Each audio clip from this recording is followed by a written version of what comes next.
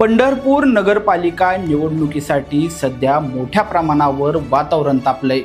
एकीकडून काँग्रेसच्या पाठिंब्यानं पंढरपूर तीर्थक्षेत्र विकास आघाडीकडून डॉक्टर प्रणिताताई भालके यांनी नगराध्यक्ष पदासाठी अर्ज दाखल केलाय, तर दुसरीकडे मात्र भाजपकडून नगराध्यक्ष पदाच्या नावावर सस्पेन्स हा ठेवण्यात आलेला आहे।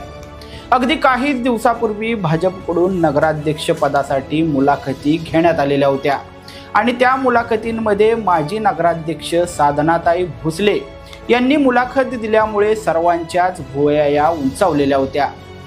मात्र आता पंढरपूर नगरपालिका निवडणुकीमध्ये साम दाम दंडभेद या गोष्टींचा वापर करून ही नगरपालिका ताब्यात घेण्यासाठी भाजपकडून मोठी व्यूहरचनाही आखण्यात येते।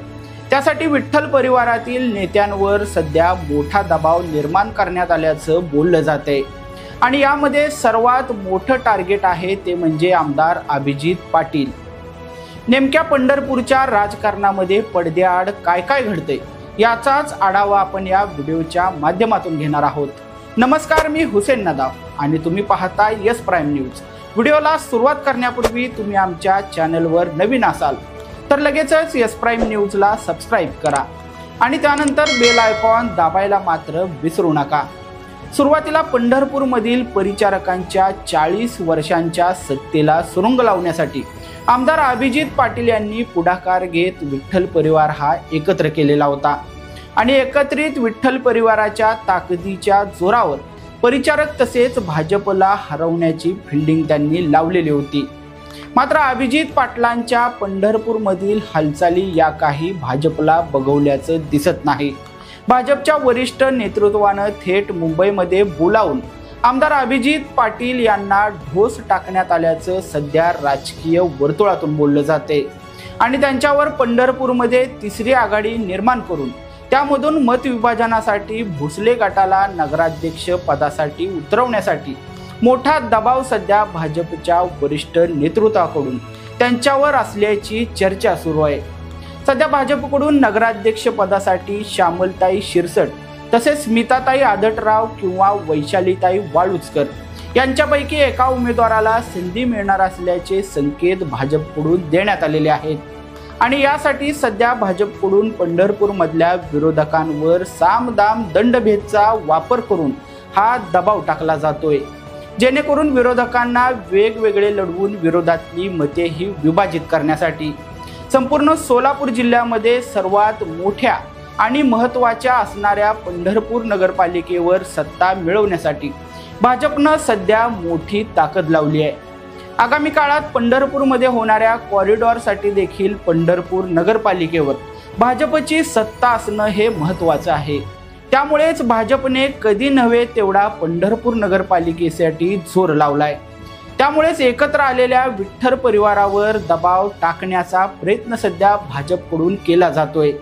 सध्या भाजपच्या प्रयत्नांमधून पंढरपूरमध्ये तिसरी आघाडी निर्माण करून त्यामध्ये मोठा उमेदवार देऊन विरोधातली मते ही विभाजित करण्याचा मोठा डाव सध्या भाजप खेळते आहे। अगदी विरोधातल्या उमेदवाराला देखील भाजपकडून काही दिवसांपूर्वी ऑफर देण्यात आल्याची चर्चा देखील सुरू होती। अगदी पॉम्पलेटचा खर्च देखील उमेदवाराने करायचा नाही, सर्व खर्च हा आम्ही बघून घेऊ असं सांगत थेट विरोधी उमेदवारावर जाळे टाकण्याचा प्रकार देखील झालेला होता। मात्र भाजपचा हा प्रयत्न फसल्यानंतर आता आमदार अभिजित पाटील यांच्यावर तिसरी आघाडी पंढरपूरमध्ये निर्माण करण्यासाठी मोठा दबाव सध्या त्यांच्यावर टाकण्यात येतोय। गेल्या वर्षी झालेल्या लोकसभा निवडणुकीदरम्यान देखील असाच काहीसा प्रकार अभिजित पाटील यांच्यासोबत घडलेला होता।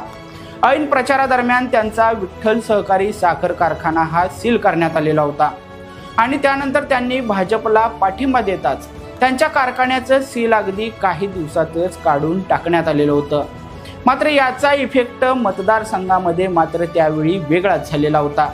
भाजपच्या या राजकीय गुंडगिरीचा इफेक्ट मात्र माढ्यामध्ये विरुद्ध झाला। विठ्ठल सहकारी साखर कारखान्याच्या क्षेत्रातील 42 गावांमध्ये मोठं लीड त्यावेळी राष्ट्रवादी शरद पवार पक्षाचे खासदार धैर्यशील मोहिते पाटील यांना मिळालेलं होतं। आता देखील नेमकी पंढरपूरमध्ये भाजप हीच चूक करतंय।